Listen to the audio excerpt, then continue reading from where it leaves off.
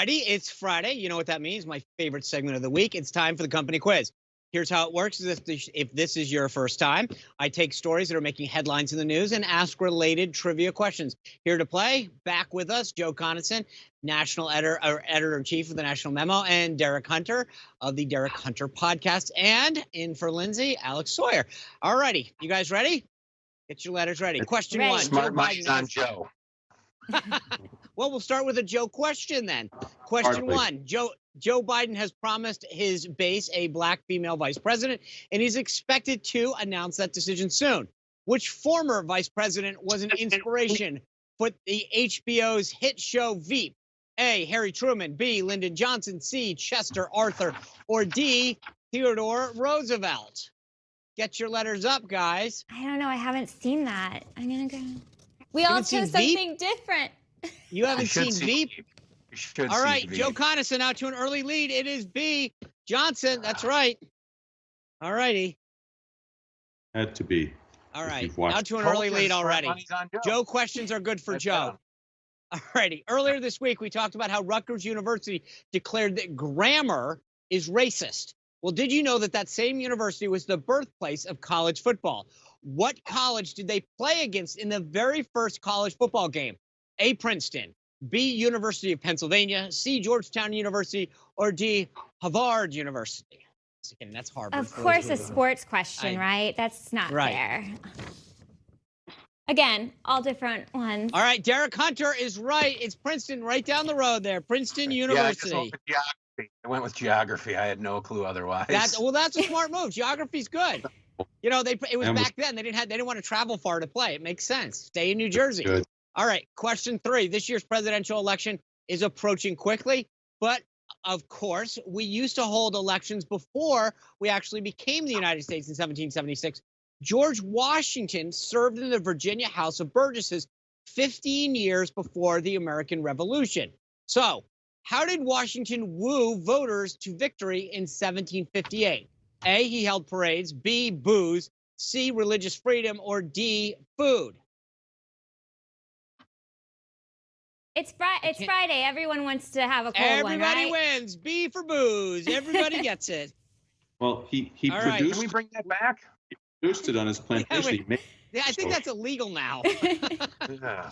All right. Question 4. Big tech was in the hot seat this week, and of course, CEO of Apple, Tim Cook, or as the president calls him, Tim Apple, he was there. Apple co-founder Steve Jobs helped develop a very early version of the computer purportedly named for his daughter. Was this Apple computer that he developed called A, the Lisa, B, the Eve, C, the Erin, or D, the Mindy? Oh my gosh. My husband's going to hate me if I get this wrong. He's such a fan. But all right. Well, you got it right. A is for Alex, and A is for Derek Hunter. It was actually called the Lisa. That stood for the locally integrated software architecture. So, I mean, I think you have to work really hard. That's why it's a good thing she wasn't named like Gwendolyn or something, because then that would have been a bigger acronym technology. She was even his too, which is ironic. Oh, really? Well, see, you learn even more in this quiz. Question 5. Question 5. House Speaker Nancy Pelosi declared that federal police in Portland acted like stormtroopers. But in the most recent Star Wars movie, which of the following celebrities did not portray a stormtrooper? Singer Ed Sheeran, B, Chef Gordon Ramsay, D, actor Daniel Craig, or D, his former Royal Highness, I guess, Prince Harry? Oh, no. I don't even know. We'll just go with. Yeah, I can't see what everyone else has got up there. I got Alex has got the D. Who else? I didn't see who I think everyone we all struck out on that one. All right. Yeah.